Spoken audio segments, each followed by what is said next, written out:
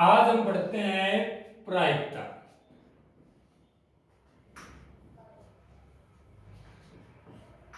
प्रायिकता जिसका दूसरा नाम है संभावना।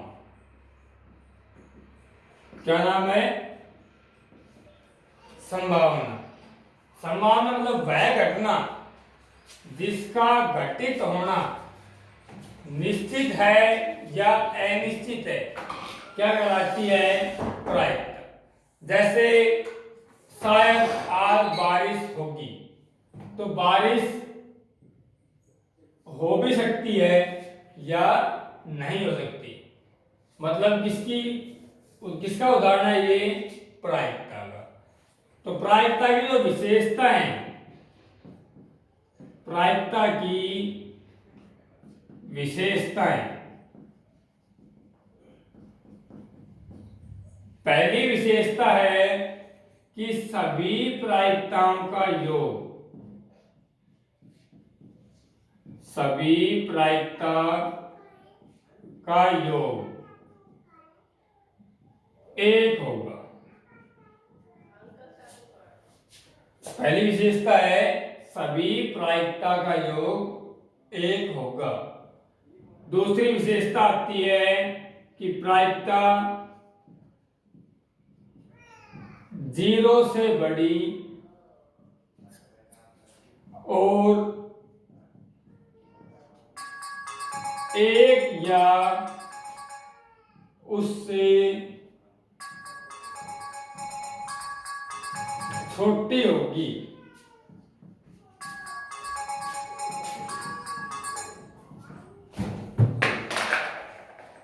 दूसरी विशेषता है प्रायिकता 0 से बड़ी और 1 या उससे छोटी होगी। तीसरी विशेषता है कि प्रायिकता 0 से कम नहीं होगी और वह घटना जिसका घटित होना अनिश्चित हो, वह प्रायिकता नहीं होगी और उसका परिणाम होगा 0। मतलब जिस घटना का घटित होना निश्चित ही नहीं है, उसका परिणाम क्या होगा? 0। जैसे आज रात है और सूरज निकलने की प्रायिकता, तो रात को सूरज नहीं निकल सकता, इसलिए उस घटना की प्रायिकता क्या होगी? 0 होगी। ठीक है। उसके बाद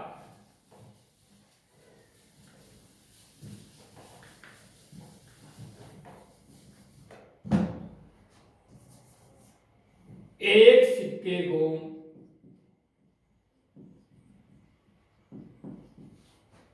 दो बार उछालने पर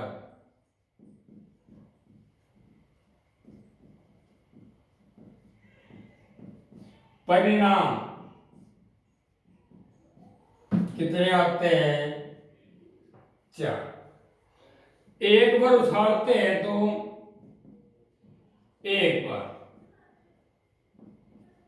किसी सिक्के को एक बार उछाला, परिणाम कितने आएंगे? 2। कौन कौन से भैया? तो हेड आएगा या टेल आएगा। अगर एक सिक्के को 2 बार या 2 सिक्कों को एक बार उछालते हैं, बात एक ही है। एक सिक्के को चाहे 2 बार उछालो, चाहे 2 सिक्कों को एक बार उछालो, तो परिणाम कितने आते हैं? 4। कौन कौन से भाई? दोनों पे हेड आ सकता है, दोनों पे टेल सकता है, एक पे टेल एक पे हेड, या एक पे हेड एक पे टेल आ सकता है। ऐसे ही है, अगर एक सिक्के को 3 बार उछाला जाए, परिणाम कितने आते हैं? 8। एक सिक्के को 3 बार उछालने पर परिणाम कितने आते हैं? 8। मतलब 3 सिक्के को अगर एक बार उछाला जाए या एक सिक्के को 3 बार उछाला जाए, परिणाम कितने आएंगे 8।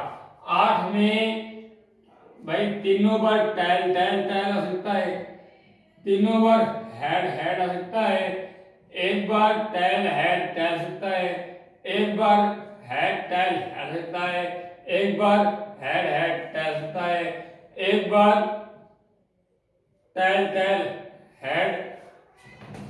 उसके बाद क्या होगा भाई, टैल टैल हेड होता है। 1 2 3 4 5 6 दो परिणाम बच गए। कौन कौन से बच गए, टैल हेड हेड। 7वां और 8वां बच गया हेड टैल टैल। तो ये 8 परिणाम, चाहे एक सिक्के को 3 बार उछाला जाए या 3 सिक्कों को 1 बार उछाला जाए, कितने परिणाम आते हैं 8। ऐसे ही बात आती है पासे की। किसकी बात आती है, पासे की। अगर एक पासे को एक बार उछाला जाए,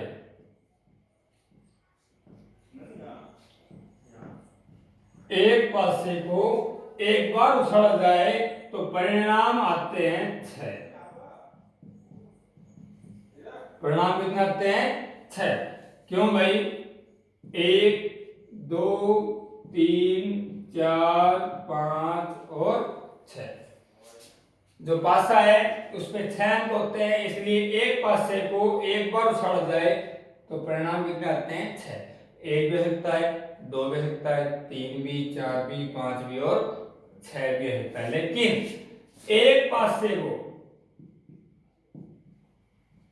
अगर 2 बार उछाला जा रहा है,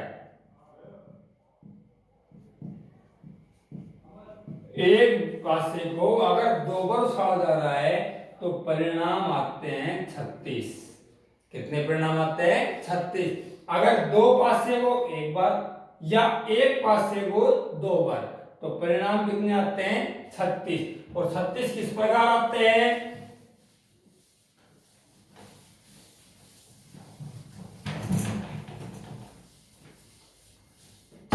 परिणाम जैसे 1 1 1 2 1 3 1 4 1 5 1 6, 2 1 2 2 2 3 2 4 2 5 2 6, 3 1 3 2 3 3 3 4 3 5 3 6, 4 1 4 2 4 3 4 4 4 5 4 6, 5 1 5 2 5 3 5 4 5 5 और 5 6, 6 1 6 2 6 3 6 4 6 5 और 6। ऐसे करके अगर एक पासे को 2 बार उछाला जा रहा है तो परिणाम कितने आते हैं 36। इसमें क्वेश्चन कैसे बनता है, जैसे क्वेश्चन बना दिया कि 2 पासों को एक बार उछाला जाता है तो इसकी क्या प्रायिकता होगी कि दोनों पासों पर आने वाले अंकों का योग 9 होगा। अंकों का योग कितना होगा 9। अंकों का योग 9 होना चाहिए। तो 9 किस पे आएगा भाई, 6 और 3 9, 5 और 4 9, 4 और 5 9 और 6 और 3 9। कितने हो गए 1 2 3 और 4। प्रायिकता का फॉर्मूला क्या होता है, प्रायिकता का फॉर्मूला होता है अनुकूल परिणाम, अनुकूल परिणाम बटे में कुल परिणाम। क्या होता है? अनुकूल परिणाम बटे में कुल परिणाम। तो कुल परिणाम कितने हुए हमारे? 36। कितने हुए? 36। अनुकूल परिणाम कितने हुए? 1 2 3 और 4। काटेंगे कितने हो गए भाई? 1/9। तो ये है प्रायिकता। जैसे एक पासा है, उसको 2 बार फेंका हमने, परिणाम आ गए 36। तो कुल परिणाम कितने हो गए? 36। प्रायिकता किसकी याद करनी थी कि भाई दोनों पासों का योग 9 आना चाहिए, मतलब दोनों को जोड़ के 9 आना चाहिए। तो किन किन को जोड़ के 9 आ रहा है? 6 और 3 को 9, 5 और 4 को 9, 4 और 5 को 9, 3 और 6 को 9। मतलब 4 चीज ऐसी हैं जिनको जोड़ने पर 9 आ रहा है, उसकी प्रायिकता याद करनी है। मतलब अनुकूल परिणाम हो गए हमारे 4 और कुल परिणाम कितने हो गए? 36। तो 4/36 प्रायिकता हो गई 1/9। तो ये था पासे का। जैसे अब अगली बात आती है ताश की। किसकी बात आती है? ताश की। ताश की बात आती है तो एक गड्डी में कितने पत्ते होते हैं? 52। कितने पत्ते होते हैं? 52। 52 पत्तों में कितने भाग होते हैं भाई? कितने भाग होते हैं? 4। 1 2 3 और 4। 4 भाग किसके होते हैं भाई? ईंट के, पान के, हुक्म के और चिड़ी के। चारों भाग में कितने कितने पत्ते होते हैं? 13। कितने कितने पत्ते होते हैं? 13। उसके बाद ये किसका होता है? लाल रंग का। ये किसका होता है? लाल रंग का। ये किसका होता है? काला। और ये किसका होता है? काला। 52 पत्ते होते हैं, 4 भाग होते हैं, एक ईंट का, एक पान का, एक हुक्म का, एक तिड़ी। ईंट का सभी होते हैं 13 पत्ते होते हैं। ईंट लाल रंग की होती है, पान लाल रंग की होती है, हुक्म और चिड़ी काले रंग की होती है। तो मतलब जो लाल रंग हो गए, लाल रंग पत्ते कितने हो गए? 26। काले रंग के पत्ते कितने हो गए? 26। मतलब काले रंग के पत्ते 26 और लाल रंग के पत्ते 26। इसके बाद आता है तस्वीर वाले पत्ते। तो तस्वीर वाले पत्ते मतलब गुलाम, बेगम, गुलाम, बेगम और बादशाह। 3 पत्ते होते हैं, गुलाम, बेगम और बादशाह, जो तस्वीर वाले पत्ते होते हैं। मतलब एक कलर के 3 हो गए, तो 4 के कितने हो गए भाई? 12। तस्वीर वाले पत्ते गुलाम, बेगम और बादशाह, तो चारों कलर के कितने हो गए? 12। मतलब 52 पत्तों में से तस्वीर वाले पत्ते कितने हो गए? 12। क्वेश्चन आता है इसका कि भाई एक ताश की गड्डी को अच्छी प्रकार से फेंटा जाता है, क्या प्रायिकता होगी कि काला रंग का पत्ता है? काला रंग का पत्ता है। प्रायिकता का फॉर्मूला मैंने पहले बताया था कि अनुकूल परिणाम बटे में कुल परिणाम। तो ताश की गड्डी हमने पीसी, कुल परिणाम कितने हो गए? 52, क्योंकि ताश की गड्डी में कितने पत्ते होते हैं? 52। पूछा क्या है? काला रंग का पत्ता। तो काला रंग के पत्ते कितने पत्ते होते हैं? 13 चिड़ी के, 13 हुक्म के, कितने हो गए? 26। तो प्रायिकता मतलब 26/13 52। काटेंगे इसको, कितना आ गया 1/2। ऐसे ही इस प्रकार पूछा गया कि एक ताश की हड्डी है, उसको अच्छी तरीके से पीटा जाता है कि क्या प्रायिकता होगी कि लाल रंग का तस्वीर वाला पत्ता होगा, निकला हुआ पत्ता लाल रंग का तस्वीर वाला पत्ता होगा। भाई पूरी गड्डी पीसी हमने, कुल परिणाम कितने आ गए 52। पूछा क्या है उसने, लाल रंग का तस्वीर वाला पत्ता। तो लाल रंग के कितने पत्ते होते हैं, 13 पान के और 13 ईंट के। भाई 13 पान के और 13 ईंट के, ये तो कुल पत्ते होते हैं। लेकिन तस्वीर के भाई इसमें से भी 3 होते हैं और इसमें से भी 3 होते हैं, तो टोटल कितने हो गए भाई 6। तो तस्वीर वाले पत्ते कितने हो गए 6। तो अनुकूल परिणाम कितने हुए 6, कुल परिणाम कितने हुए 52। काट दो भाई, 3 दूनी 6 और 14 दिया 52, 2 एकम 2 7। तो कितने हुए 1/7। समझ गए।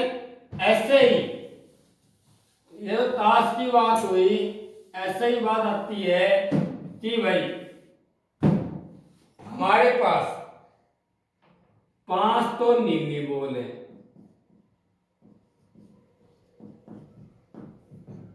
2 हमारे पास सफेद है और 6 लाल है।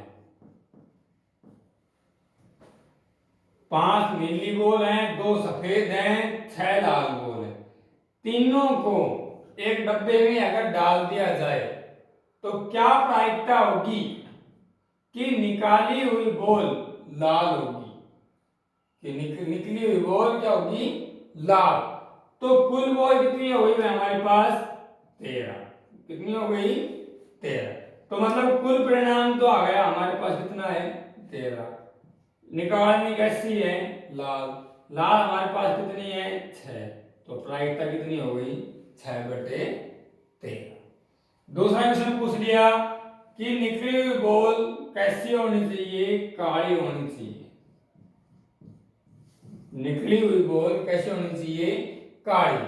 अब इसमें 5 नीली हैं, 2 सफेद हैं, 6 लाल है, काली बॉल है नहीं है।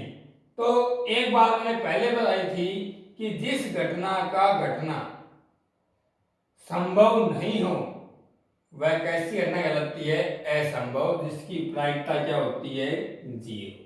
जैसे मैंने बताया था कि रात को सूरज निकलना, तो निकल सकता है नहीं, तो इसलिए इसकी प्रायिकता क्या होगी 0, क्योंकि बैग में नीली है, सफेद है, लाल है, काली बॉल नहीं है, तो इसलिए उसकी प्रायिकता क्या होगी 0। ठीक है, तो ये आपकी प्रायिकता है।